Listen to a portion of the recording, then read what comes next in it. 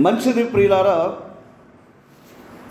దైవ గ్రంథములో నుండి 2 లేఖన భాగాలు చదువుకున్నాం.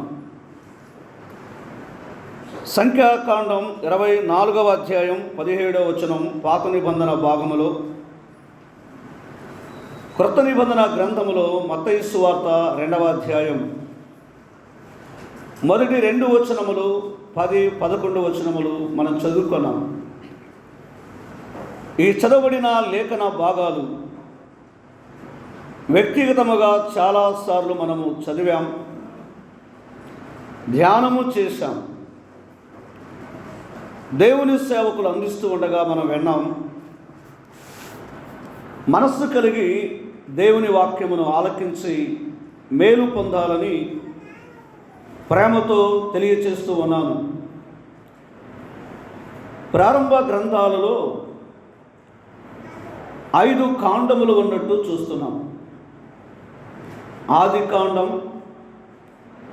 నిర్గమాకాండం, చెప్పండి, ఇలా 5 కాండములు ఉన్నాయి కదా. మోషే చేత పరిశుద్ధాత్మ దేవుడు ఈ 5 కాండములు ఆయన వ్రాపించినట్టుగా లేఖనాలలో చూస్తున్నాం. ఈ 5 కాండములు కీర్తన గ్రంథాలలో ఉన్న 5 స్కంధములు సమాంతరమైన సంబంధం ఉన్నట్టు మనము గమనిస్తూ ఉన్నాం. మొదటి కాండం, మొదటి స్కంధం. 2వ కాండం నిర్గమాకాండం మనం గమనిస్తూ ఉండగా కీర్తన గ్రంథాలలో ప్రథమ స్కంధము తర్వాత ద్వితీయ స్కంధం, ఇలా 5 స్కంధములు. ప్రతి కాండములో, ప్రతి స్కంధములో ఇందులో ఉన్న సంగతులు అందులో కనబడుతూ ఉన్నాయి. ఈ కాండాలలో ప్రభు అయిన యేసుక్రీస్తు వారి యొక్క పటము చూస్తున్నాం. ఆ స్కంధములలో కూడా కీర్తన గ్రంథాలలో మన ప్రభు పటము కనబడుతుంది. ఒక రీతిగా మనం గమనిస్తే పాత నిబంధన గ్రంథాలలో ప్రవక్తల గ్రంథాలలో, కీర్తన గ్రంథాలలో ప్రభువును గూర్చిన సంగతులే లేఖనాలలో కనబడుతూ ఉన్నాయి. అలాగైతే మనం చదువుకున్న భాగం మనకు బాగా పరిచయమైన భాగం. ప్రస్తుతము 24వ అధ్యాయం 17వ వచనములో నక్షత్రము యాకోబులో ఉదయించెను అనే మాట చూస్తున్నాం. ఆ మాట గమనిస్తే యాకోబు అని ఇశ్రాయేలు ప్రజలలో ఆ నక్షత్రము ఉద్భవించినట్టుగా లేఖనాలలో చూస్తున్నాం. ముందుగానే ఆయన ఈ లోకానికి రాబోతున్నాడు, ఈ లోకములో ఉద్భవించబోతున్నాడు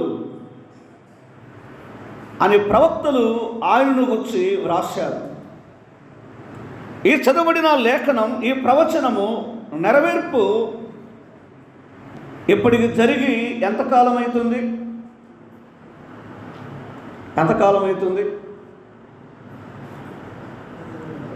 ఇప్పుడు 2000 కదా. కానీ ఈ ప్రవచనం ఎప్పుడు మోషే గారు ఆత్మతో నింపబడి రాశాడు? ఎప్పుడు బ్రదర్, సిస్టర్? ఈ ప్రవచనాన్ని యాకోబు గోత్రములో ఇశ్రాయేలు ప్రజల్లో నుండి ఒక నక్షత్రము రాబోతూ ఉందని ఎప్పుడు రాయబడి ఉంది? క్రీస్తు పూర్వమే కదా. ఎప్పుడు రాయబడి ఉంది? ఎగ్జాంపుల్, యెషయా గ్రంథం అనగానే ఎప్పుడు రాయబడింది అనుకుంటాం? 750. మరి అంతకంటే మునుపుగా మనం ఏమనుకుంటాం?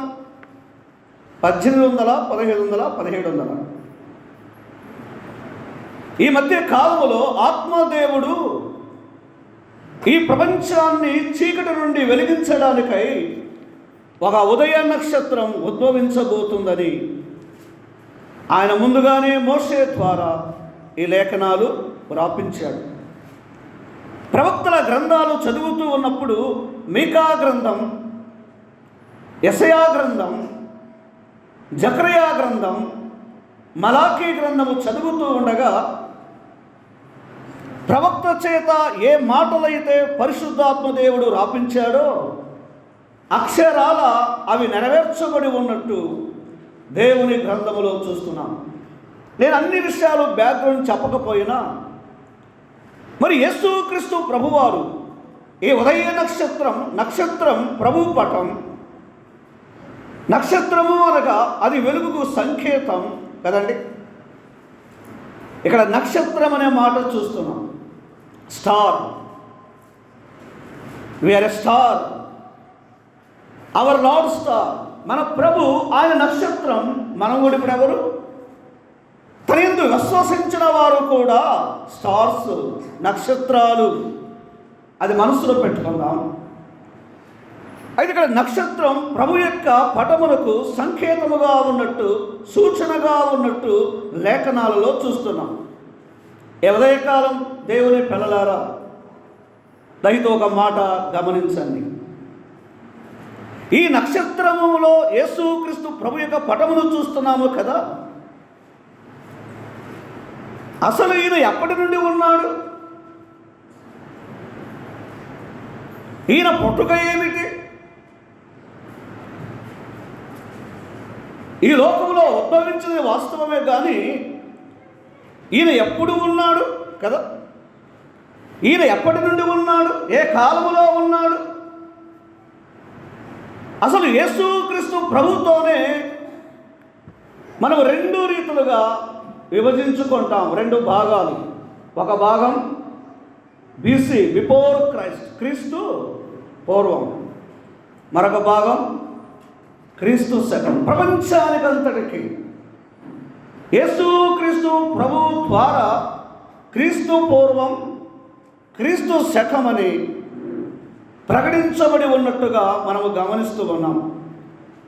కానీ నక్షత్రము యాకోబులో ఉదయించినది వాస్తవమే, కానీ ఆ నక్షత్రం ప్రభు అయిన యేసుక్రీస్తే. అసలు ఆయన ఎప్పటి నుండి ఉన్నాడు? అది ప్రాముఖ్యమైనది. మానవ కోటి ఆయన 2023 ఏళ్ల కిందట ఆ దావీదు పట్టణమందు, ఆ బేత్లెహేములో, ఆ కన్యక మరియ గర్భములో ఈ నక్షత్రం, ఈ ప్రభు అయిన క్రీస్తు ఉదయించాడు, ఉద్భవించాడు. ఆ లోకము నుండి ఈ లోకానికి దిగి వచ్చాడు అని ప్రకటించబడుతూ ఉంది. కానీ ఒక మాట చదువుకుందాం. యోహాను సువార్త 1వ అధ్యాయం, ఆ 1వ వచనం చూడండి.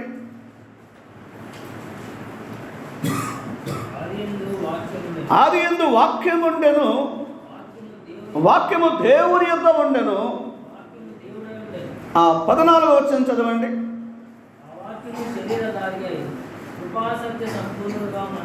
ఈ లోకానికి శరీరధారిగా రాకమునుపే, ఆయన ఈ లోకములో ఉద్భవించకముందే, జన్మించకముందే, పుట్టకముందే యేసుక్రీస్తు ప్రభువారు ఆయన ఆది యందు ఉన్నాడు అని గమనించాలి. యేసు ప్రభు ఆయన ఎప్పటి నుండి ఉన్నాడు? ఈవేళ యావత్తు ప్రపంచంలో ప్రతి ఇంటి మీద ఒక స్టార్ కనబడుతుంది. ఆ నక్షత్రం యేసు ప్రభువారు పుట్టాడు అని. సర్వమానవాళిలాగా ఒక్కొక్కరు ఒక దినము పుట్టినట్టుగా ప్రభు అయిన క్రీస్తు అలా కాదు, కానీ ఆయన ఆది యందు ఉన్నవాడు, ఆయన వాక్యమై ఉన్న దేవుడు. అలాగైతే ఆయన ఈ ప్రపంచములో అన్నిటికంటే ముందుగా ఉన్న దేవుడు మనకు తెలుసు. ఆయన ఆది యందు ఉన్నాడు. అసలు ఎక్కడున్నాడు ఈయన? బ్రదర్, సిస్టర్, ఈయన ఎక్కడున్నాడు? మనం చదువుకున్న వచనములోనే గమనిస్తే, ఆది యందు వాక్యము ఉండెను, వాక్యము దేవుని యొద్ద ఉండెను, వాక్యము కానీ ఆయన దేవుడు. ఇక్కడ ప్రవచించాడే ఈ ప్రవక్త గారు, ఆ దేవుడే మన ప్రభువు అయిన యేసుక్రీస్తు. ఈ లోకములో ఆయన ఉదయించినది, ఈ లోకములో ఉద్భవించినది, ఈ లోకానికి తాను వచ్చిన రాక ఉద్దేశం ఏమిటంటే సర్వ మానవాళిని వెలిగించడానికి, సర్వ మానవాళిని ఆ యొక్క చీకటి నుండి, ఆ పాపము నుండి, ఆ శాపము నుండి విడిపించి మానవుని రక్షించడానికై, ఈ పాపం మానవుని దేవునితో కలపడానికై, ఈ పాపం మానవుని దేవునితో సమాధానపరచడానికై ఆయన పరలోకములో ఉన్న దేవుడు, ఆయన వాక్యమై ఉన్న దేవుడు, ఆయన మహిమలో ఉన్న దేవుడు, ఆయన సింహాసనమందు ఉన్న దేవుడు, ఆయన అత్యున్నతమైన సింహాసనమందు ఉండి ప్రభావము కలిగిన వాడై, తేజస్సు కలిగిన వాడై దేవుని దూతలతో ఆయన పూజింపబడుతూ ఉన్నవాడుగా లేఖనాల్లో చూస్తున్నాం. మరి ఆయన ఎందుకు ఈ లోకంలో పుట్టాడు? ఈ లోకంలో ఉద్భవించడానికి కారణం ఏమిటి కదండి? దేవుని వాక్యం చాలా స్పష్టంగా చెబుతుంది. తెలిసిన మాటలే కావచ్చు. ఆయన ఈ లోకానికి వచ్చిన ఉద్దేశం ఒక కులమును స్థాపించడానికి కాదు, ఒక మతమును స్థాపించడానికి కాదు, ఒక వర్గమును స్థాపించడానికి కాదు. ఈ ఉదయ నక్షత్రం ఆ ప్రభువు అయిన యేసుక్రీస్తు ఈ లోకానికి వచ్చిన కారణం మనం ఎరుగుదుము. మరొకసారి ఆ మాట చదువుకుందాం. దేవుని వాక్యములో చూడండి, మనందరికీ తెలిసిన మాటనే. లూకాసు వార్త 2వ అధ్యాయం. దయతో లూకాసు వార్త 2వ అధ్యాయం మనము 10వ వచనాన్ని చదువుకుందాం. ఆ 11వ వచనం చదవండి. నేడు రక్షకుడు మీ కొరకు పుట్టి ఉన్నాడు. ప్రియులారా, ఆ ఉదయ నక్షత్రమునే యేసుక్రీస్తు ప్రభు ఆయన ఎందుకు ఈ లోకానికి వచ్చాడు? ఆ పరలోకాన్ని విడిచి, ఆ మహిమను విడిచి, ఆ పాపము లేని లోకము నుండి పాపమున్న లోకానికి ఈయన ఎందుకు వచ్చాడు? ఇశ్రాయేలు ప్రజల కొరకు మాత్రమేనా? యూదా ప్రజల కొరకు మాత్రమేనా? దేవుని వాక్యం గమనిస్తున్న తెలిసిన మాటలే కానీ, దావీదు పట్టణమందు నేడు రక్షకుడు, ఈ నక్షత్రం యేసుక్రీస్తు ప్రభును సూచిస్తుంది. ఆ పరలోక వైభవాన్ని విడిచి భూలోకానికి వచ్చిన కారణం ఏంటంటే ప్రజలను రక్షించడానికి వచ్చాడు కదండి. ఒక మతమును స్థాపించడానికి కాదని గమనించాలి, ఒక కులమును స్థాపించడానికని మానవులు అనుకున్నట్టుగా కాదు. కానీ రక్షకుడు లోకానికి వచ్చిన ఉద్దేశం దేవుని వాక్యం చూస్తూ ఉండగా తెలిసిన మాటనే మనం చదువుకుందాం. 1 తిమోతి పత్రిక 1వ అధ్యాయం 15వ వచనం. 1 తిమోతి పత్రిక 1వ అధ్యాయం చూడండి. పాపులను రక్షించుటకు క్రీస్తు యేసు ప్రభు లోకమునకు ప్రవక్త అయిన మోషే ప్రవచించాడే,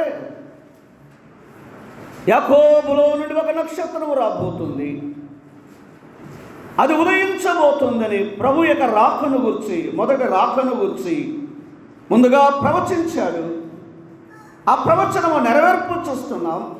కానీ ఎందుకు వచ్చాడు అది మనకు ప్రాముఖ్యం.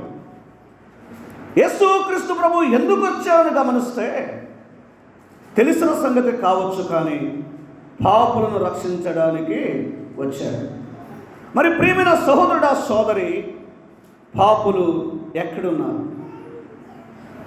పాపులు ఎక్కడున్నారు అని దేవుని వాక్యం చూస్తుండగా అక్కడ ఒక మాట కనబడుతుంది, లోకము. ఈ పాపులు ఉన్న స్థలము ఎక్కడని గమనిస్తే అది పరలోకములో కాదు. పరలోకములో దేవుడు ఉన్నాడు. పరలోకములో పాపము లేని ప్రభువు అయిన యేసుక్రీస్తు ఉన్నాడు. ఈ మానవ లోకములో పాపం ఉంది. ఈ పాపమున్న లోకాన్ని ఆయన ప్రేమించి 2003 ఏళ్ల కిందట తండ్రైన దేవుడు యోహాను సువార్త 3:16 ప్రకారం లోకానికి పంపాడు. ఆయనే దేవుని కుమారుడు, ఆయనే మన ప్రభు అయిన యేసుక్రీస్తు. ఎందుకు పంపబడ్డాడు? ఆయన ఎందుకు లోకానికి వచ్చాడంటే పాపులను రక్షించడానికి. నేను అంతా చెప్పుకుంటూ పోతే సమయం చాలదు. కానీ ఈ పాపము లోకానికి పితరుడైన ఆదాము ద్వారా వచ్చింది. ఆదికాండం 3:4, 6. అతని మూలముగా మానవుడు మహిమను కోల్పోయాడు. ప్రారంభములో ఈ మానవుడు వెలుగును పోగొట్టుకున్నాడు, దేవుడు లేనివాడగా చేయబడ్డాడు. తన పాపమును బట్టి దేవుని సన్నిధిలో ఉండకుండా ఈ పాప మానవుని దేవుడు బయటికి పంపాడు. అయితే స్నేహితులారా వినండి, మనం లేఖనాల్లో గమనిస్తూ ఉండగా ఆదికాండం 5:3లో ఆదాము ద్వారా మనుషులందరూ పాపులను బైబిల్ చెప్తుంది.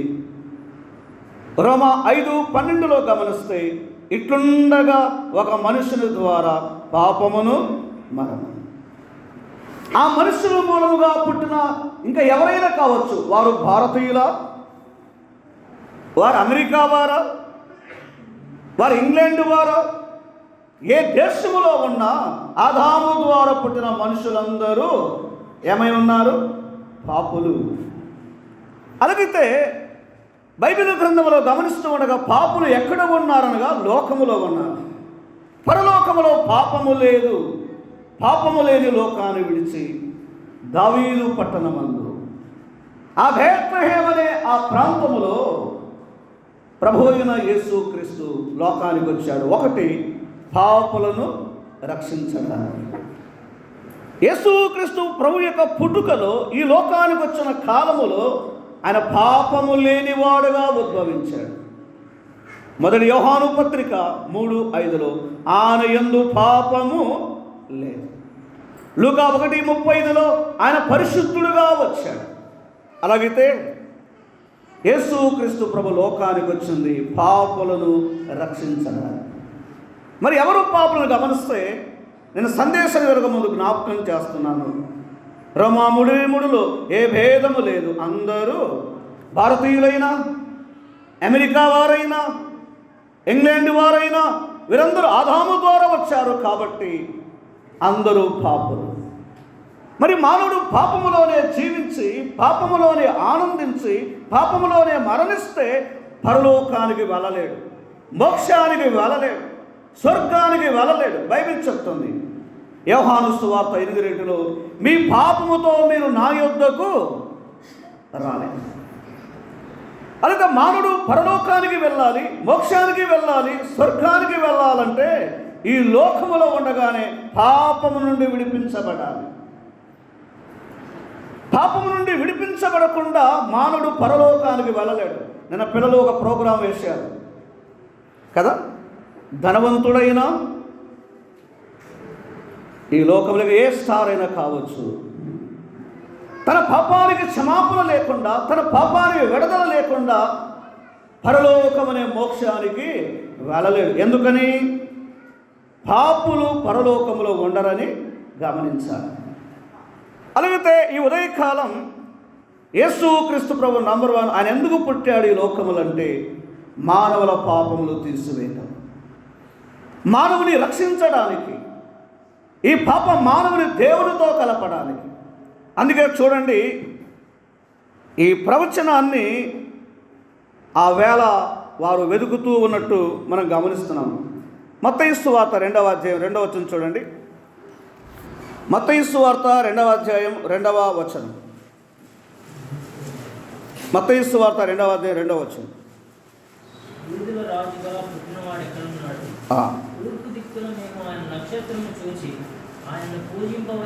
ప్రియులారా, ఈ నక్షత్రము ఎవరిని గమనిస్తే సంఖ్యాకాండ 24:17లో చూస్తున్నామే. ఆయన ఈ లోకానికి రాబోతున్నాడు, ఈ లోకములో ఆయన ఉద్భవించబోతున్నాడు. ఇప్పుడు పరిశీలించి యూదుల రాజు ఎక్కడ పుట్టాడు? ఆ నక్షత్రము చూడడానికే మేము వచ్చాం. నిజంగా బెత్లెహేము వెళ్ళడానికి జ్ఞానులకు ఎంత దూరం ఉంటుంది బ్రదర్, సిస్టర్? వాస్తవంగా ఒక రీతిగా మనం గమనిస్తే వారున్న ప్రాంతానికి చాలా దగ్గర. అంత త్వరగా రక్షకుని వారు సమీపించలేకపోయారు.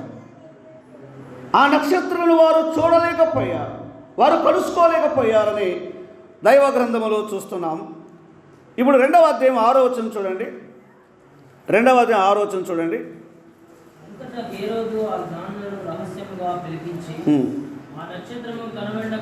అసలు నక్షత్రము యూదాయ బెత్లెహేములో ఉద్భవించబోతున్నాడని పరిశీలించింది ఎవరు? పరిశీలించింది ఎవరు? జ్ఞానులు. అలాగే ముందుగానే ఆయన ఈ లోకానికి రాబోతున్నాడని రాయబడి ఉన్నట్టు అర్థమవుతుంది కదా. జ్ఞానులు, ఖగోళ శాస్త్రజ్ఞులు, ఒక రక్షకుడు లోకానికి రాబోతున్నాడు, ప్రజలు రక్షించేవాడు రాబోతున్నాడని వారు పరిశీలిస్తూ ఉండగా ప్రవచనాలలో ఆ ప్రభు అయిన యేసుక్రీస్తు యాకోబు వంశములో, ఆ యూదా గోత్రములో ఆయన ఉద్భవిస్తాడని వారికి అర్థమైనట్టు లేఖన భాగాలలో చూస్తున్నాం. ఇవన్నీ సరే కానీ మనం గమనిస్తూ ఉన్నప్పుడు ఇక్కడ రాజు చేత జ్ఞానులు పిలువబడ్డారు. కానీ ముందు కలుసుకున్నది ఎవరు? జ్ఞానుల గొర్రెల కాపర్ల? గొర్రెల కాపర్లు. థ్యాంక్ యూ ప్రియులారా. చాలా కాలము నుండి బైబర్త్ క్రిస్టియన్ ఫ్యామిలీని చెబుతున్నారు. నక్షత్రమైన యేసుక్రీస్తు ప్రభువుని గురించి వారు ఎరుగుదురు. ఆయన మా దేవుడు అంటారు, ఆయన మా ప్రభువు అంటారు, ఆయన మా రక్షకుడు అంటారు. ఇంకా రక్షకుడు వారి హృదయంలో పుట్టలేదు. అది మన సందేశం. బైబర్త్ క్రిస్టియన్ ఫ్యామిలీ, మేము పుట్టుకలోనే క్రైస్తవులం. వారికి జ్ఞానం ఉన్నది, వారికి తెలివి ఉన్నది, వారికి పాండిత్యం ఉన్నది.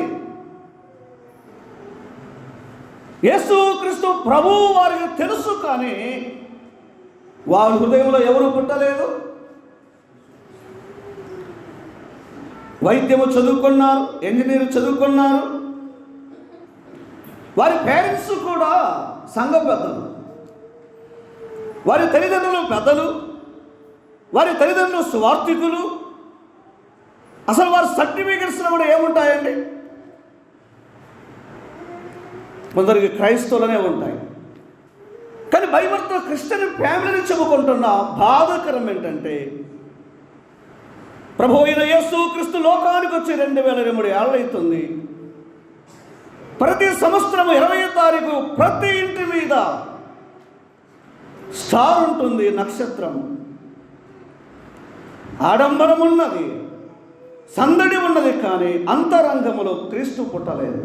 ఇదే బాధ. జ్ఞానులు ప్రభువును కనుక్కోవడానికి ఆలస్యమైందని బైబిల్ చెబుతుంది. వారు ఆయన చూడడానికి వచ్చారు, ఆయన కలుసుకోవడానికి వచ్చారు, కానీ అంత త్వరగా ఆయనను వారు సమీపించలేకపోయారు. ఒకరిదిగానే కనుగోలు చాలా సులభం, అవునా కదా? అలా తీశారు. ఈ చదువుకున్నామే 24:17 ఆయన పుడుతున్నాడు, ఆయన లోకానికి వస్తున్నాడు, కానీ కనుగోవడానికి ఆలస్యమైంది. ఉదయకాలము దేవునికి మనం స్తోత్రం చెబుదాం. చీకటిలో ఉన్న మన జీవితాలను, పాపములో ఉన్న మన జీవితాలను, దేవుడు లేని ప్రజలుగా ఉన్న మన బ్రతుకులను ఆ నక్షత్రాన్ని సూచిస్తున్న ప్రభువైన యేసుక్రీస్తు నన్ను నిన్ను ప్రేమించి, నీవు నన్ను వెతకకపోయినా ఆయన నన్ను వెతికి రక్షించి తన ప్రజగా చేసినందుకై ముందుగా మన ప్రభుకు స్తోత్రాలు తెలియచేద్దాం. ఈ కూడికలో అమ్మా, నక్షత్రం అనగా వెలుగే, నువ్వు వెలిగించబడ్డావా? నక్షత్రం అనగా ఒకటి యేసుక్రీస్తు ప్రభుకు సూచనగా ఉంది. మరి నువ్వు వెలుగుగా ఉన్నావా? నువ్వు ఒక జ్యోతిగా చేయబడ్డావా? నువ్వు వెలిగించబడ్డావా? నిజముగా నువ్వు క్రీస్తు వాడవైతే, క్రీస్తు ఆమెవైతే నీ పట్టణంలో ఏం కనబడాలి? యేసు ప్రభు అంటే ఆయన ఏమై ఉన్నాడు? ఎప్పుడు విన్న సంగతి అయినా నక్షత్రం అనగా యేసు క్రీస్తు ప్రభువుకు సూచన. ఆయన వెలుగై ఉన్న దేవుడు, ఆయన యందు వెలుగుంది, ఆయన యందు పాపము లేదు, ఆయన యందు చీకటి లేదు. మరి ఆయన యందు విశ్వసిస్తే మీరు వెలుగు సంబంధులుగా చేయబడతారు. అసలు మీరు వెలుగుగా చేయబడ్డారా? చాలామంది మేము క్రైస్తవులను చెప్పుకుంటున్నారు, కానీ వెలుగు లేని ప్రజలుగానే మిగిలిపోయారు.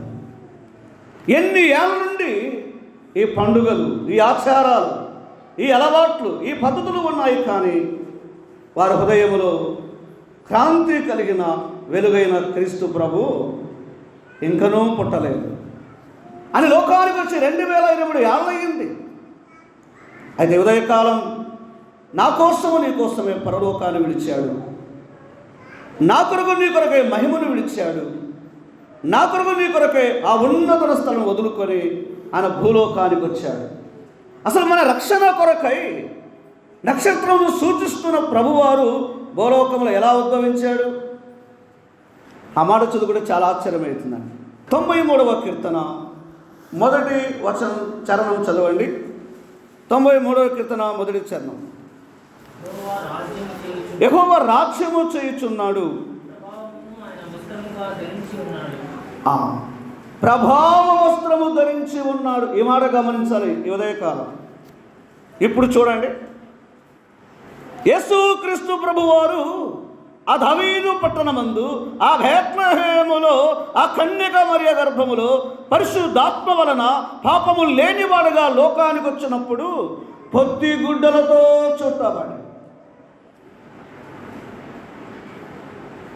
ఈ మాటను చదువుకుంటే ఆయన ఎంత సమర్పణ గలవాడు, ప్రభావ వస్త్రములు కలిగిన వాడు.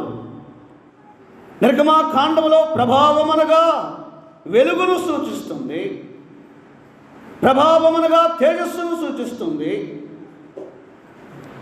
మత్తయి సువార్త 17వ అధ్యాయం 2వ వచనం చూస్తే ఆయన వస్త్రములు, ఆయన ముఖము సూర్యుని వలె ప్రకాశిస్తూ ఉన్నాయని గమనిస్తున్నాం.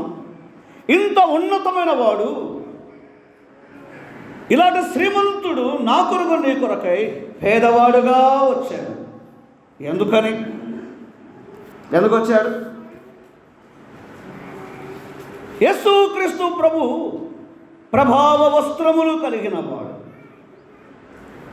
ఇవి పరిశుద్ధమైన వస్త్రాలే, ఇవి పాపము లేని వస్త్రాలే, ఇవి మహిమగల వస్త్రాలే, ఇవి నీతి వస్త్రాలే. మానవ కోడికి ఈ వస్త్రాలు లేవండి. పాపం మానవుడు ధరించిన వస్త్రాలు వేరు. ఈ వస్త్రముతో అలంకరించడానికై, ధరింప చేయడానికై, ఆయన సారూప్యములోనికి తేవడానికై శ్రీమంతుడైన దేవుడు నా కొరకు నీ కొరకు పశుల పాకలు పరుండబెట్టబడినప్పుడు పొత్తి గుడ్డలతో ఎంత పేదరికం! అసలు ఎందుకు ఈ దారిద్రతకు వచ్చాడు? తెలిసిన భాగమైన నిజంగా ఆయన ఇంకా ఏం కలిగి ఉన్నాడో చూడండి. 50వ కీర్తన 10వ చరణం. టైం ప్రకారమే ముగింపు చేస్తాను, చదవండి. 50వ కీర్తన 10వ చరణం. అడవి మృగములన్నీ, 1000 కొండల పశువులన్నీ నావే. టు బిల్డర్, ఆయన ఒక నిర్మాణకుడు, ఒక సృష్టికర్త, ఒక పునాది వేసిన వాడు. సర్వ మానవాళి రక్షణ కొరకై, మానవుని వెలిగించడానికై ప్రభావ వస్త్రములు కలిగిన దేవుడు. 1000 కొండల మీద ఉన్న పశువులు ఆయనవే. ఎలా పేదవాడైతాడు? యేసు ప్రభు ఎలా దరిద్రుడైతాడు? ఆయన పేదవాడా? హగ్గయి 2వ వచనం, వెండి నాదే, బంగారు నాదే. ఒకరోజు ఈ బంగారు పరలోక వీధులలో మనము ఉండబోతున్నాం. మన కాళ్ళ క్రింద ఉండబోతుంది మనుషులు ధరించుకున్న బంగారు. నా ప్రియమైన సహోదరుడా, సోదరి, వెండి ఆయనదే, బంగారు ఆయనదే, సమస్త పశువులు ఆయనవే, ఈ సృష్టి ఆయనదే. అయితే రక్షకుడు పాపం నుండి విడిపించి నిన్ను రక్షించి వెలిగించడానికై ఆయన పేదవాడుగా పుట్టాడు. గమనిస్తున్నారా? యేసు ప్రభు వారు ఎందుకు ఈ పేదరికానికి ఇష్టపడ్డాడు? ఒక శ్రీమంతుడు ఎందుకు దరిద్రుడయ్యాడు? ఒక శ్రీమంతుడు ఎందుకు పేదవాడయ్యాడు? తెలిసిన మాట కానీ పాఠం కొరకు. ఇప్పుడు మనసులో పెట్టుకుందాం. పసులో పాకులో పరుండబెట్టబడిన ప్రభు ప్రభావస్త్రము కలిగి ఉన్నాడు. ఈ విశ్వములో ఉన్నదంతా కూడా ఆయన మూలముగానే కలిగింది. యోహాను సువార్త 1వ అధ్యాయం 2-3 వచనాలలో ఆయన లేకుండా ఏది కలగలేదు. సమస్తము ఆయన మూలముగానే, మనుషులైన ఇక భూమి మీద ఉన్న సమస్తం. మరి ఇన్ని కలిగిన ఆ సృష్టికర్త, ఆ దేవుడు, వీటన్నిటిని బట్టి మనకు ఏమనిపిస్తుంది? వెండి ఆయనదే, బంగారు ఆయనదే, ప్రభావస్త్రాలు ఉన్నాయని ఏమనిపిస్తుందండి? మనం కొద్దిసేపట్లో ఇక ముగింపు చేద్దాం. ఏమనిపిస్తుంది? మీరు ఇప్పుడు పెట్టండి పేరు ఆయన యేసుప్రభు వారికి. పేదవాడా అమ్మా? ఆయన పేదవాడు కాదు, ఆయన శ్రీమంతుడు. వెండి ఆయనదే, బంగారు ఆయనదే, ప్రభావ వస్త్రములు కలిగిన వాడు. ఇలాంటి ఉన్నతమైన దేవుడు నన్ను ప్రేమించి రక్షణ ఇవ్వడానికై, వెలుగుని ఇవ్వడానికై, పరలోకంలో చేర్చడానికై, దేవునితో కలపడానికై ఆయన త్యాగం. అందుకే ఫిలిప్పీ పత్రిక 2వ అధ్యాయం తెలిసిన మాటలు కావచ్చు, పాఠం కొరకు 6-8 వచనాలలో అది విడవకూడని భాగ్యుని ఎంచుకోలేదు, కానీ ఆయన దేవునితో సమానుడు, నా కొరకు నీ కొరకై శ్రీమంతుడు, మన పోలికలో వచ్చాడు, మన ఆకారంలో వచ్చాడు. ఆ శ్రీమంతుడు అదిగో దాసుడుగా ఉద్భవించాడు. ఆ శ్రీమంతుడు దరిద్రుడైపోయాడు. రిక్తుడంటే అదే కదండి. రిక్తుడంటే ఏమీ లేనివాడుగా చేయబడ్డాడు. ఎంత త్యాగం ఈ పాపం మానవాళి పట్ల. మత స్థాపన కాదు, కుల స్థాపన కాదు. పాప మానవుడు దేవుని ఎదుగు రాలేని స్థితిలో ఉండగా ఆ మానవుని పవిత్ర వస్త్రాలతో అలంకరించాలని, పాప మాలిన్య వస్త్రాలు తొలగించాలని ఆయన లోకములో ఉద్భవించాడు. ఎందుకంటే బైబిల్ ఆన్సర్ పరిపౌలు గారు చెప్తున్నారు. ఎప్పుడు ఆరాధన చెబుతాం. 2వ కొరింథీ పత్రిక చదవండి, 8వ అధ్యాయం 9వ వచనం. 2వ కొరింథీ 8:9. నీవు మన ప్రభువు అయిన యేసుక్రీస్తు కృపను, మీరు మన ప్రభువు అయిన యేసుక్రీస్తు కృపను ఎరుగుదురు కదా. ఆయన ధనవంతుడై ఉండి మీరు తన దారిద్ర్యం వలన. కాబట్టి ఈ నక్షత్రం సూచిస్తూ ఉన్న యేసుక్రీస్తు ప్రభు ఆది యందు ఉన్న దేవుడు, వాక్యమై ఉన్న దేవుడు, పాపము లేని దేవుడు, ఆయన మహిమ ప్రభావాలు కలిగిన వాడు, ప్రభావ వస్త్రములతో అదిగో ఎంత శ్రీమంతుడో భాగములో చూస్తున్నాము. అయితే ఎందుకు ఆయన ఈ పేదరికాన్ని ఇష్టపడి భూమి మీదకి వచ్చిన గమనిస్తే, దేవుని పిల్లలారా, మనల్ని శ్రీమంతులుగా చేయాలి. మరి ఈ సమయంలో నన్ను ప్రేమించి పాపం నుండి విడిపించి వెలిగించి శ్రీమంతులుగా చేసిన ప్రభును ఇవాళ ఏం చేయాలి? జన్మదినం చేసుకోవాలని ఏం చేసుకోవాలి చెప్పండి? ఆయన జన్మదినము కంటే ఆయన జననమే చాలా విశేషమైనది. ఆయన ఈ లోకాన్ని ప్రేమించి దిగి రావడం గొప్ప విషయం ప్రియులారా. ఆయన త్యాగం జన్మదినము కాదు. యేసుక్రీస్తు ప్రభు ఈ లోకానికి ఎందుకు వచ్చాడో, ఆయన లోకానికి రావడానికి ముఖ్య ఉద్దేశం ఏమిటో ప్రజలది గుర్తించాలి. పాపం మానవుని దేవునితో కలిపి శ్రీమంతులుగా చేయడానికి వచ్చారు. ఇప్పుడు చూడండి, పైన స్టార్ ఉన్న వారందరితో యేసు ప్రభు ఇప్పుడు ఏం మాట్లాడుతున్నాడో చూడండి. ప్రకటన గ్రంథం 3వ అధ్యాయం 17వ వచనం.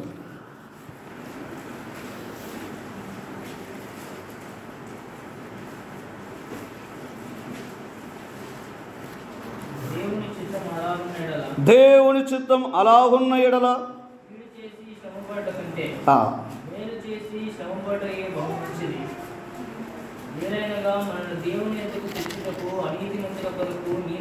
ప్రకటన గ్రంథం 3వ అధ్యాయం 17వ వచనం. నీవు దౌర్భాగ్యుడవును, దిక్కుమాలిన వాడవును, దరిద్రుడవును, రెడ్డివాడవును. సోదరులారా గమనించండి, ఇప్పుడు ఎవరు వస్త్రాలు లేనివారో గమనించండి. అర్థమైందండి?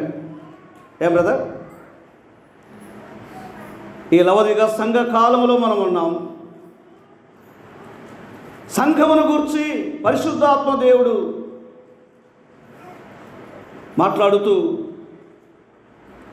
చాలామంది అనుకుంటున్నారు మేము ధనవంతులం, మాకు సంపద ఉంది, మాకు ఆస్తులు ఉన్నవి, మాకు జ్ఞానం ఉంది. సంఘాలలో అండి, క్రైస్తవ లోకం కదా. ఇప్పుడు దేవుని దృష్టిలో ఎవరు పేదవారో మీరు చెప్పండి. ఇప్పుడు చెప్పండి, దేవుని దృష్టిలో ఎవరు పేదవారు? ఈ లోకంలో మనుషుడు దేవుడు లేనివాడుగా ఉన్నాడు, ప్రభు బయట ఉన్నాడు.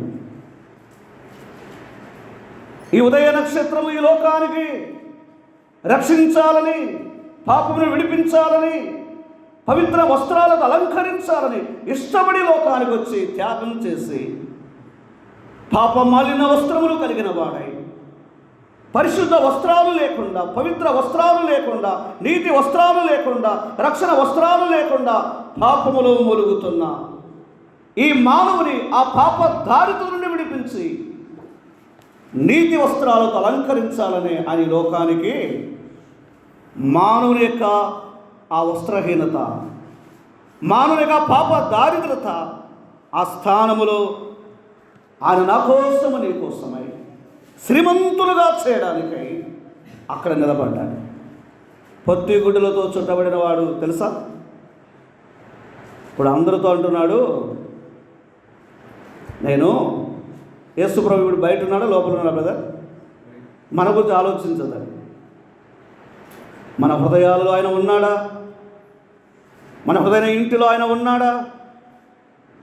మన సంఘములో ఆయన ఉన్నాడా? ఆ రక్షకుడు నీ హృదయంలో ఉన్నాడా? నీవే ఆయన నీ హృదయంలో ఉద్భవించకపోతే నీవు బట్టలు లేనివాడు. ఆయన ఆది ఎందే ప్రభావ వస్త్రములు కలవాడు. ఆయన ఆది ఎందే శ్రీమంతుడైన దేవుడు. అది నన్ను నేను ప్రేమించి ఈ పాప వస్త్రాలకు బదులుగా కలవరిలో యెషయా గ్రంథం 53వ అధ్యాయం 5, 6, 7 వచ్చిన వస్త్రహీనుడుగా చేయబడ్డాడు. పాప మానవుని స్థానములో ప్రభు అయిన క్రీస్తు మనందరి కోసము తను తాను సమర్పించుకొని ప్రభావ వస్త్రాన్ని విడిచాడు, మహిమను విడిచాడు. ఆయన కలిగి ఉన్న సమస్తమును విడిచిపెట్టి భూలోకానికి దీనుడుగా, దరిద్రుడుగా, రెట్టుడుగా వచ్చి ఆయన లోకంలో పుట్టిన ఎందుకనగా, ఒకటి ప్రజలను వారి పాపము నుండి రక్షించడానికి, మత్తయి 1:21, 2 శ్రీమంతులుగా చేయడానికి, 3 పాప వస్త్రాలతో ఈ మానవుని ఆ వస్త్రం నుండి తొలగించి ప్రభావ వస్త్రముతో అలంకరించడానికి. అందుకే మనం ఇప్పుడు శ్రీమంతులం. యేసు ప్రభు రాక మనం ఏం చేసిందండి? పాప దరిద్రత నుండి విడిపించింది. ఎన్ని పండుగలు చేసినా, ఎన్ని విలువైన వస్త్రాలను కొన్నా, ఈ ప్రభావ వస్త్రము సూచిస్తున్న ప్రభువును నువ్వు ధరించుకునకపోతే నువ్వు పరలోకానికి వెళ్ళలేవు. పట్టు వస్త్రాలు నీకు ఉండొచ్చు, నీకు విలువైన వస్త్రాలు ఉండొచ్చు. ఆ ప్రభావ వస్త్రం మన ప్రభు అయిన యేసు క్రీస్తు. ఈ ఉదయకాలం ప్రభు ఎద్దుకు వస్తే నువ్వెంత ఘోర పాపివైనా ప్రభు నీ పాపములు క్షమించి, నీ ఆత్మకు శాంతి కలిగించి, నీ పాప వస్త్రం నుండి తొలగించి, యవనుడా, యవనస్తురాలా, నువ్వు ఏ వయస్సులో ఉన్నా ఉచితముగా నీకు రక్షణ, ఉచితముగా పాప క్షమాపణ. ఈ ఉదయ నక్షత్రం ఉదయించిందన్నాడే, ఇప్పుడు ఆయనకు నీ హృదయం ఇస్తాయి. నీ హృదయమైన ఇంటిలోని ఆయనను చేర్చుకుంటే, అదిగో ప్రకటన 3:20లో అక్కడ నిలబడ్డాడు. హృదయమైన నీ ఇంటిని తట్టుచున్నాడు. కుమారుడా, కుమారి, నువ్వు తలుపు తీస్తావా? నేను నీ హృదయమైన ఇంటిలో పుట్టాలని, నీకు రక్షణ దయచేయాలని, నీ పాప వస్త్రాలను విడిపించి ప్రభావ వస్త్రమును నేను అలంకరించాలని ఇష్టపడుతున్నాను. అలా ఆశ కలిగిన వారు ఒక సెకండ్ వాలిపోయి, ప్రభువా నువ్వు ఎందుకు వచ్చావా? మత స్థాపకుడు కాదు కానీ, కుల స్థాపకుడు కాదు కానీ, నా రక్షణ కొరకే నువ్వు పుట్టావు,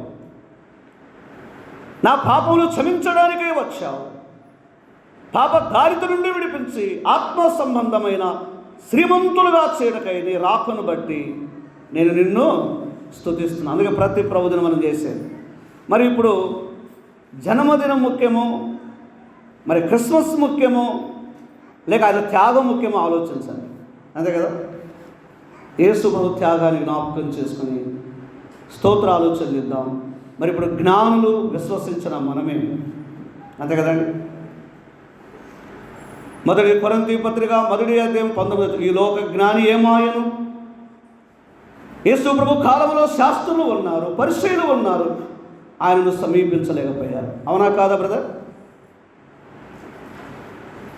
యేసు ప్రభు కాలంలో శాస్త్రులు పరిసయ్యులు ఉన్నారు, వారి మధ్యలోనే ఉన్నాడు, వారి దగ్గరలోనే ఉన్నాడు, ఆయన ఎద్దుకు వారు రాలేకపోయారు. ఆ వెలుగును వారు స్వీకరించలేదు. యోహాను 1:11, స్వకీయులు ఆయనను తృణీకరించింది. వారి వెలుగొద్దన్నారు, మతములోనే ఉన్నారు, ఆ మత శాఖలోనే ఉన్నారు, అలాగే చనిపోయారు, నిత్య దండనకు వెళ్ళారు. జ్ఞానులు ముందు తెలుసుకున్నా ఆలస్యమైన చివరికి ఇప్పుడు ఎక్కడికి వచ్చారు? ఇప్పుడు జ్ఞానుల ముందు వచ్చారా, కాపరుల ముందు వచ్చారా? బైబిల్ గ్రంథములో మనం చూస్తూ ఉండగా లూకాసు 2:15 గొర్రెల కాపరులు. నిజంగా గొర్రెల కాపరులు ఎక్కడుంటారు? అరణ్యములో ఉంటారు, అడవిలో ఉంటారు. యూదయ బెత్లెహేములో ఈ నక్షత్రమనే యేసుక్రీస్తు ప్రభువారు పుట్టాడని దేవదూతలు ఆ సందేశాన్ని ఆ వర్తమానం అందుకొని ఆ భాగంలో ఉంది, వారు బెత్లెహేములో కన్యక మరియ గర్భంలో పుట్టిన యేసుక్రీస్తు ప్రభును చూచిరి ఉందండి. ఇప్పుడు ఆయనను వారి హృదయంలోకి చేర్చుకొని ఇప్పుడు ఏం చేస్తున్నారు వారు? ఇప్పుడు ప్రసంగ ముగింపు. గొర్రెల కాపరులు ప్రభు యుద్ధకు వచ్చారు, శిశువుగా ఉన్న ప్రభు అయిన క్రీస్తును చూచారు, వారి హృదయంలో ఆ వర్తమానానికి చోటిచ్చారు, చేర్చుకున్నారు. ఇప్పుడు ఏం చేస్తున్నారు వారు? ఆ మాట చదవండి. నేను 2-3 మాటలు చెప్పి ముగింపు చేస్తాను. వారు ఏం చేస్తున్నారు? 2:15 లూకాసు వార్త.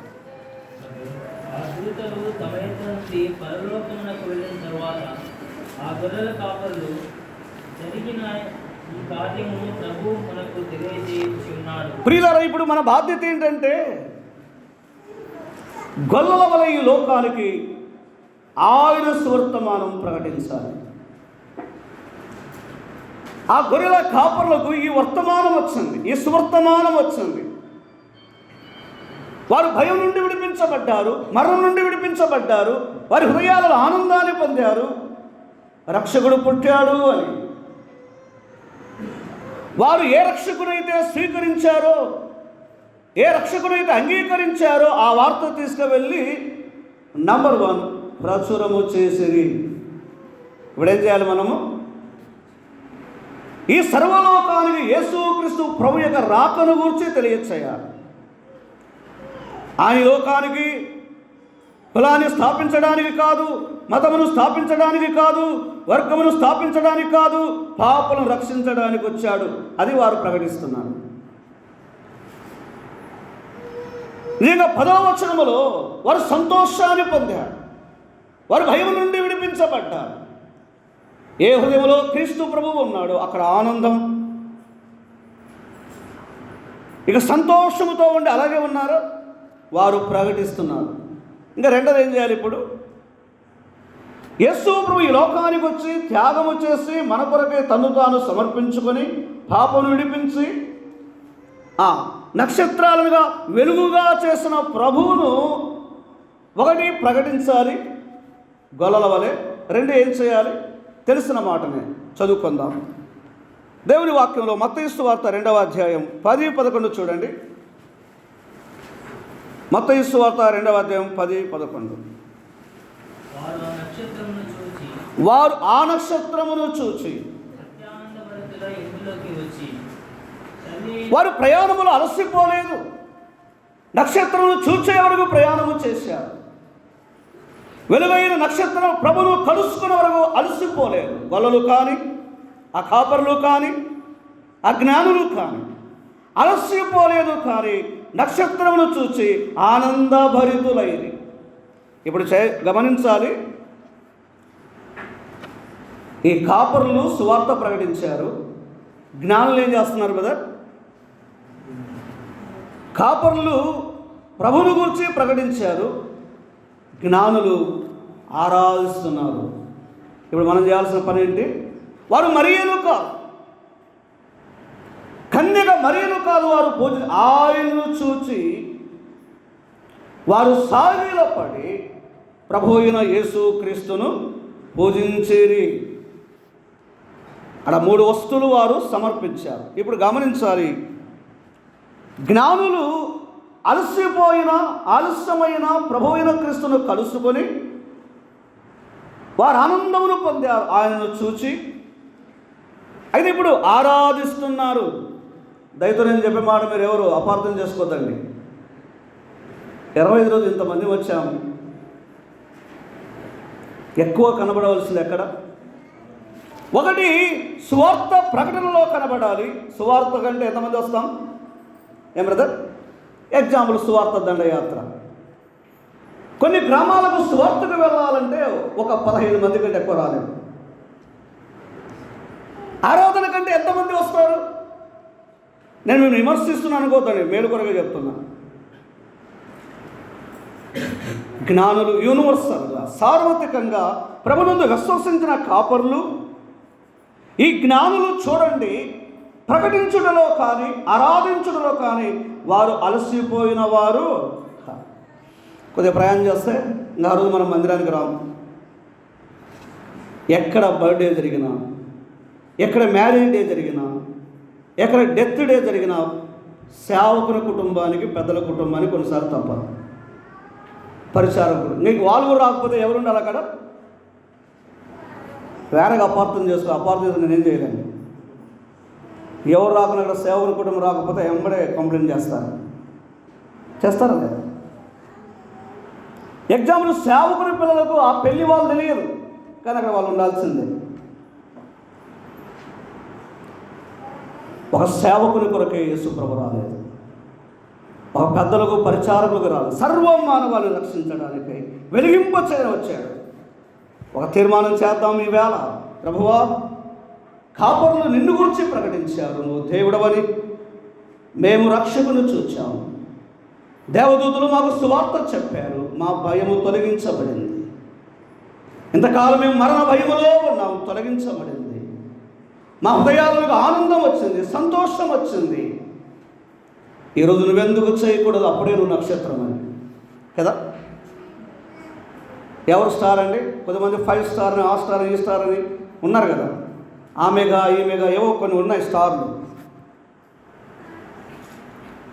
నక్షత్రమును చూచి కాపరులు ప్రకటించారు, జ్ఞానులు ఆరాధించిరి. వారి హృదయాలు తెరిచారు, వారి హృదయమైన పెట్టెలు తెరిచి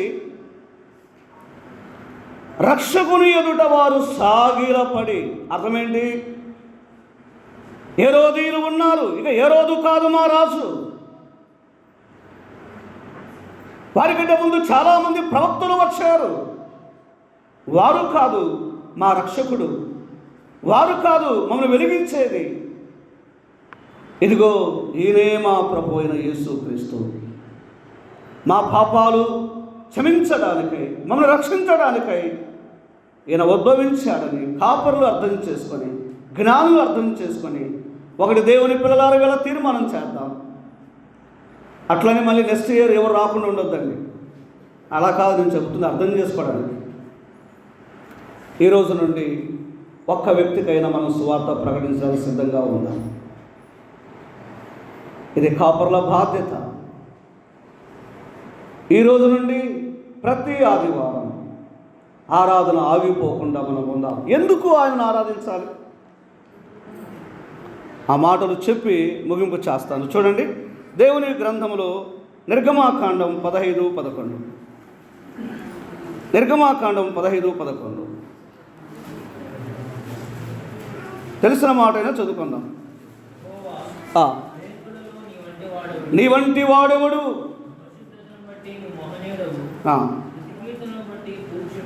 వారు చూచారు జ్ఞానులు, హేరోదు కాదు మా రాజు, మా రక్షకుడు కాదు, మా రక్షకుడు మా ప్రభువు అయిన క్రీస్తే. ఇశ్రాయేలు ప్రజలు ఫరో చేతులు విడిపించబడిన తర్వాత, అయ్యా నీవే మా ప్రభు, నీకెవరు సాటి కాగలరు? ఐగుప్తు నుండి, ఫరో చేతి నుండి, ఆ మరణము నుండి మమ్మల్ని విడిపించిన వారు, తప్పించిన వారు మీరే. భాగం గమనిస్తుండగా ఆయనను పూజించిరి. ఆయన పరిశుద్ధతను బట్టి మహనీయులు, ఆయనను పూజ చేద్దాం. ప్రతి ఆదివారము మందిరానికి ఎందుకు రావాలి ఏం బ్రదర్? ఈ క్రిస్మస్ 25వ తేదీ జ్ఞాపకం చేసుకోవడానికి కాదు. ఇప్పుడు ఒక కూడికగా మనం కూడుకున్నాం అంతే, దేవుని మాటలు వినడానికి, జ్ఞాపకం చేసుకోవడానికి. ప్రతి ప్రభుదినము ఆయన ఎందుకు ఈ లోకానికి ఉద్భవించాడో, ఎందుకు మరణించాడో, ఆయన ఎందుకు తిరిగి లేచాడో అది జ్ఞాపకం చేసుకోవాలి. జ్ఞానులు ఇంకెవరిని ఆరాధించడం లేదు, ఎవరిని పూజించడం లేదు, వారెవరిని గొప్ప చేయలేదు. అందుకే 94వ చరణంలో కూడా ఆయనందరిలో మహాత్మ్యము కలిగిన వాడు, ఆయనందరిలో పరిశుద్ధత కలిగిన వాడు. అందుకే ఇక్కడ గమనిస్తున్నాం, పెట్టెలనగా హృదయాలు సమర్పించి ఆయన ఆత్మతో సత్యముతో ఆరాధించారు. ఇక దినం నుండి ఆగిపోకుండా ఒకటి సువార్త ప్రకటిద్దాం. నేను చెప్పాను, సేవకులు ఒకరే కాదు, అది అందరి పని. 2, అందరి కొరకు వచ్చాడు, అందరి కొరకు ప్రాణం పెట్టాడు, అందరి కొరకు తిరిగి లేచాడు, అందరూ ఆరాధించాలి, ఒకరు కాదు. అందుకే అందరూ రావాలి సంఘం, గృహకొడికకు, విజ్ఞాపనకు కదా. సోదరులు ఎంతమంది వస్తారో మాకు ఒక పేర్లు తెలుసు, సహోదరులు ఎంతమంది వస్తారో తెలుసు. చాలా బాధతో చెబుతున్నాను, ఈరోజు ఉన్న ఆనందం ఎప్పుడూ ఉండాలి. మన ప్రభును ఘనపరచాలి, ఆయన మహిమపరచాలి. నిజంగా ఈ పనిలో మీరుంటే దాన్ని మేనేజ్ చేయడం ఏంటో తెలుస్తుంది. జాబ్ చేయడం వేరు, ఈ సేవ చేయడం. ఎందుకు వచ్చారు మీరు అనొద్దు, అలా అంటే మీరు లెక్క చెప్పాల్సి వస్తుంది. నేను ఎందుకు చెప్తున్నానంటే మనమందరం నష్టపోకుండా సువార్త ప్రకటిద్దాం. ఆయన మన కొరకు వచ్చాడు శ్రీమంతులుగా చేయడానికి, పరలోకములో చేర్చడానికి. మనం ప్రభును ఆరాధన చేద్దాం. వారు సమర్పించిరి. 10 మంది మధ్యలో వస్తుంటారు, పోతుంటారు. సంఘం క్రమం, సంఘానికి ఏముండాలి? క్రమం ఉండాలి. ఇవన్నీ మనము అనుసరించి క్రమపరుచుకొని వాక్యానుసారంగా సాగిపోతే ప్రభుకి ఇప్పుడు ఇక్కడ ఆనందం వస్తున్నది, అంతే కదా. పైన స్టార్ పెట్టినా, ఎంతమంది పిలిపించి భోజనాలు పెట్టినా, ఎన్ని ప్రోగ్రాంలు చేసినా, ఇవి లేకుంటే ప్రభుకు ఆనందం ఉండదు. ఈ మాటలు మీరు స్వీకరిస్తారని నేను విశ్వసిస్తున్నాను. 3వది మనం ఏం చేయాలి? ఇప్పుడు నక్షత్రాలను తయారు చేయాలి. 1 సువార్త ప్రకటించాలి, 2 ఆరాధించాలి మన ప్రభును, 3వది ఇక నక్షత్రాలను తయారు చేయాలి. ముందుగా నక్షత్రాలు ఎవరు? దేవుని వాక్యంలో చూడండి, మీకు తెలిసిన మాటనే. ఫిలిప్పీ పత్రిక 2వ అధ్యాయం, కొంచెం ఆలస్యమైంది, 5-6 నిమిషాలు, నేను ముగింపులోకి వస్తున్నాను. ఫిలిప్పీలకు రాసిన 2వ అధ్యాయం 16-17 చదవండి.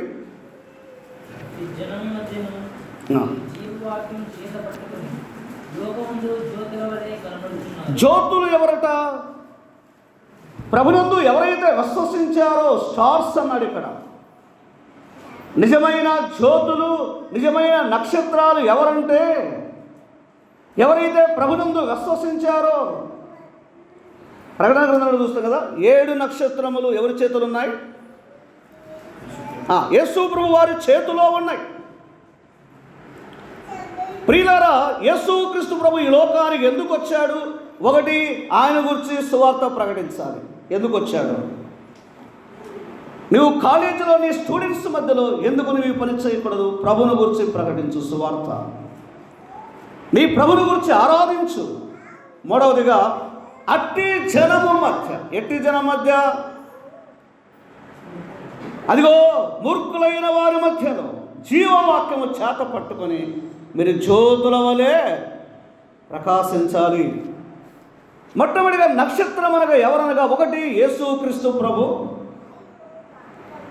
రెండవది గమనించగా యెషయా గ్రంథం 14:12 సాతాను. అర్థమైందండి? మూడవది గమనిస్తుండగా నక్షత్రం అంటే ఎవరంటే ఆయనను విశ్వసించిన మనమే నక్షత్రాలు. ఈ నక్షత్రం ఏం చేస్తుంది?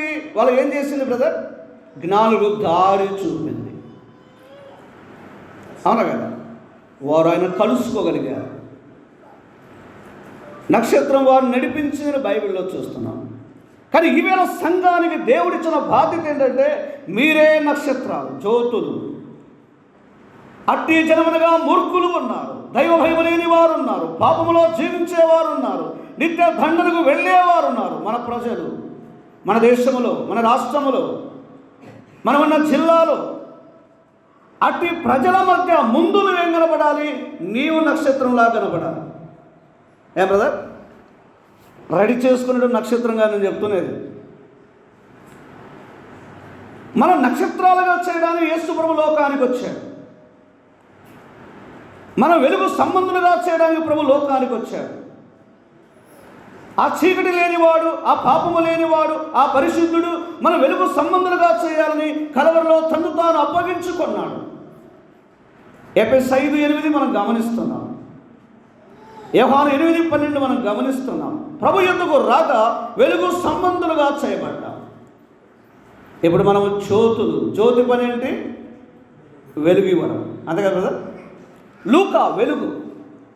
వైద్యుడ లూకా అన్యుడు కానీ ప్రభు చేత వెలిగించబడి ఆయనున్న కాలములో అనేకులు వెలిగించాడు. యేసు ప్రభు లోకానికి వెలుగు. ఆయన వచ్చాడు, ఏం చేశాడు? ఈ అంధకారమైన లోకాన్ని వెలిగించాడు. ఈ యొక్క ఉదయకాల వేళ మనము జ్యోతుల వలె ప్రకాశించాలి.